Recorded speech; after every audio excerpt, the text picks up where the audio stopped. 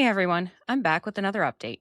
In this episode, I'll cover the death of two Iowa Army National Guard soldiers, the Brown University shooting, and immigration related news. Of course, I'll end with the noteworthy tidbits.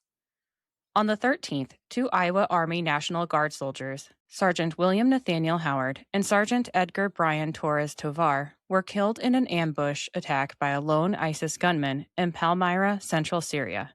Sergeant Howard was 29 years old and from Marshalltown, and Sergeant Torres Tovar was 25 and from Des Moines. They were part of Operation Inherent Resolve, a U.S.-led counter-ISIS mission involving roughly 1,800 Iowa troops deployed to the Middle East since May 2025, with about 250 in Syria. The soldiers were conducting a key leader engagement with local forces when the attack occurred, also killing one U.S. civilian interpreter and wounding 3 other Iowa Guard members. Syrian forces arrested 5 suspects in connection with the ambush the following day. The incident marks the first combat deaths for the Iowa National Guard since 2011 in Afghanistan. The attack occurred early in the morning in local time in Palmyra, an historic site in ISIS-contested territory. The gunman ambushed the group during a routine counterterrorism operation. Of the 3 wounded, 2 evacuated immediately for treatment, and all were reported stable by the 15th.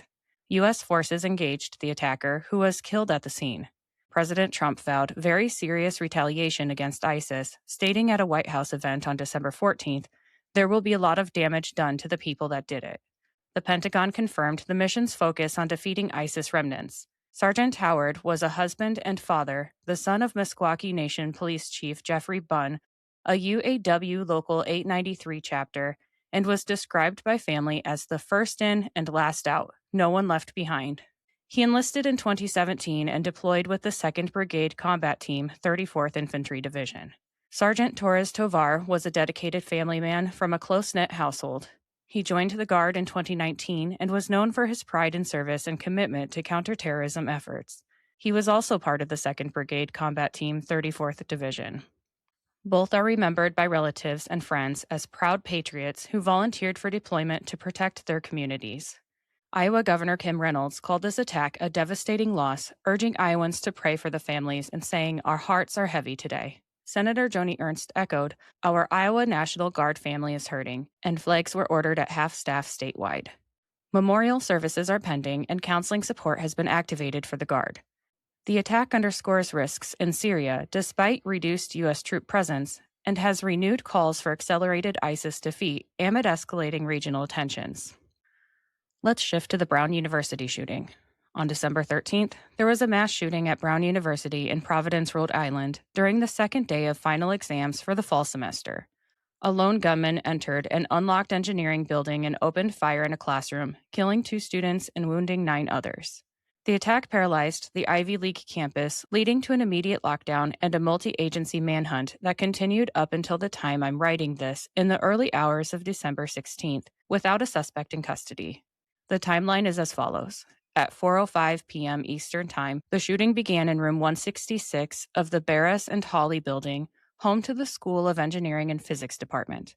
The gunman fired on a group of about 186 people attending a review session for Professor Rachel Friedberg's Introductory Economics final exam, led by a 21-year-old teaching assistant. The building's exterior doors were unlocked due to ongoing finals, allowing easy access. Brown University issued an active shooter alert via text and the school app, ordering a campus-wide shelter-in-place. Students barricaded doors, hid in labs, and awaited police sweeps. Emergency calls reported multiple victims, with first responders transporting the injured to the university-affiliated Rhode Island Hospital. Over 400 law enforcement officers from local, state, and federal agencies, including the FBI, searched the 153-acre campus and surrounding College Hill neighborhood, home to historic brick residences, restaurants, and coffee shops. Businesses closed early, and nearby Providence College urged students to stay indoors. On December 14th, the lockdown was lifted early in the morning after no further threats. A person of interest was detained around 3:45 a.m. at a Coventry hotel 28 miles south of Providence while in possession of 2 guns, but was released later that day without charges after being cleared. Authorities confirmed a sole suspect and released initial surveillance footage showing the gunman fleeing along a nearby road. On December 15th, the manhunt intensified with new CCTV videos and photos of the person of interest, hands behind his back in a posture some eyewitnesses linked to Middle Eastern cultural norms. No arrests have been made as of the time I'm writing this. Brown University canceled all remaining classes, exams, and assignments for the semester, delaying admissions decisions by up to 48 hours. Students began early winter break evacuations, with many expressing shock at the open and safe campus's vulnerability. All 11 victims were Brown University students, and of those injured, 1 is in critical condition, 6 are critical but stable, and 2 are in stable condition. Authorities described a single male gunman, not a Brown student or affiliate, who fled on foot post-shooting. Released footage shows him casing the campus and neighborhood beforehand, walking with hands clasped behind his back. Eyewitness accounts report him shouting something before firing. Unconfirmed reports from sources claim Allahu Akbar, but police have not officially corroborated this or a motive, citing an ongoing probe. No weapon has been recovered yet, and the type is undisclosed. Searches include warrants for digital and physical evidence, and the FBI set up a tip line for videos and images. The unlocked doors and lack of interior surveillance hindered entry and exit tracking, and officials emphasize no immediate ongoing threat but urge vigilance. As of December 16th, the suspect remains at large, and frustration has mounted over the pace, with criticism of federal response, for example, FBI Director Kash Patel's unrelated podcast appearance. President Christina Paxson called the incident the unthinkable, mobilizing counseling via the Rhode Island Medical Reserve Corps. A student petition demands ID swipes for all buildings 24/7 to enhance security.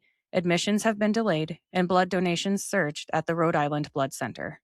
Providence Mayor Brett Smiley urged witnesses to come forward, noting the release of the person of interest caused fresh anxiety, but reaffirmed safety measures. Governor Dan McGee labeled it as an unthinkable nightmare. Switching to immigration-related news. A Maine official confirmed the state will give an illegal alien a driver's license if they show their foreign birth certificate, regardless of if they speak English or not, and the Indian illegal alien semi-truck driver who caused a fatal crash has been released on bail after reportedly killing a young father in Washington state.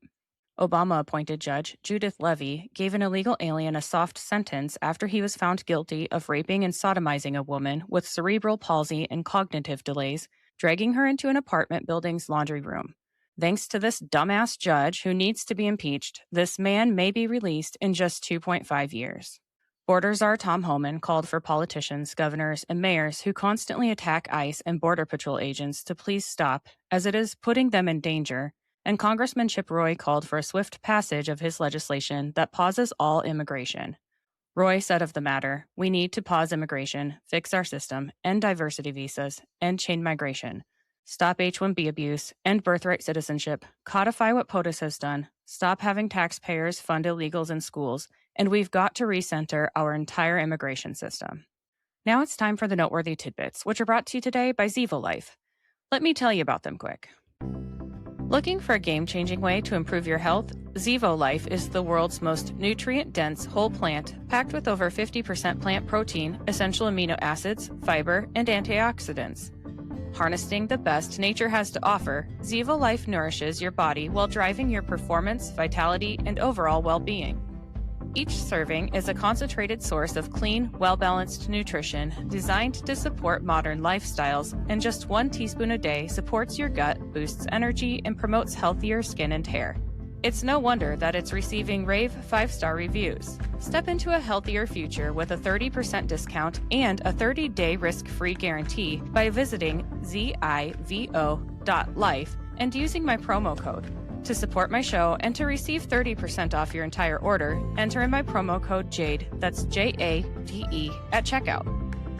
All right, let's get back to the tidbits. President Trump, War Secretary Pete Hegseth, and others attended the Army-Navy game in Baltimore. There was a military flyover at the game, and Hegseth gave a pre-game interview. Trump, protected by rooftop snipers, tossed the coin for the game and participated in the Army-Navy tradition of crossing over to the other side, ensuring he spends the same amount of time with Navy midshipmen as Army cadets. The Navy won the game, defeating the Army 17-16. Senator John Kennedy confirmed that, according to an internal Minnesota Attorney General memo, massive Somali fraud was allowed to continue because Democrat politicians feared political retribution from the large Somali voter base, And a former Minneapolis TSA agent confirmed she saw suitcases filled with millions of dollars in cash, and the couriers were always Somalian men traveling in pairs. Congresswoman Alexandria Ocasio-Cortez is being criticized for spending $50,000 of campaign funds for high-end hotels, catering, event costs, and venue rental. Assistant Attorney General Harmeet Dillon confirmed there is a civil rights investigation into Boston Mayor Michelle Wu for running a race-based housing program. Congressman Tim Burchett spoke out about Senate Democrats blocking a bill to ban funding for the Taliban and corrupt NGOs.